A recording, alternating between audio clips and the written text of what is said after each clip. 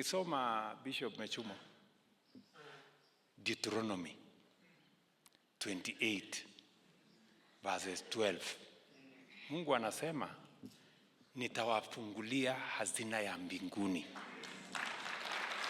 Nchi yenu itapata mvua kwa msimu, na hamtakuwa watu wa kukopesha, mtakuwa mnakopesha wengine. Si ndio? Mungu ametufungulia baraka ya mvua katika taifa letu la Kenya. Mahindi tulikuwa naye 2022 tulikuwa tunatengeneza 44 million bags. Last year tulifikisha 74 million bags. This year kwa mapenzi ya Mungu we want to push it kwa ile tumefanya, kwa sababu sasa kuanzia this year pia tumeweka subsidy ya mbegu. Unajua tulikuwa tunafanya subsidy peke yake ya mbolea.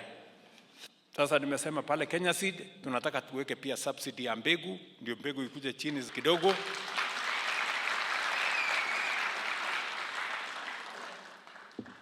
Si ni baraka ya Mungu jameni? Mvua ni mtu anaweza kujivunia yeye ndiye amelete? Si ni Mungu? So we are truly grateful.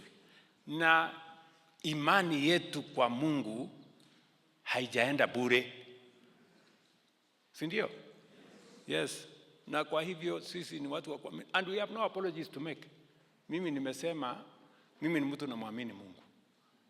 Na siombi msamaha mtu yeyote. Kama kuna mtu aamini Mungu, hiyo ni yake. Mimi naamini Mungu.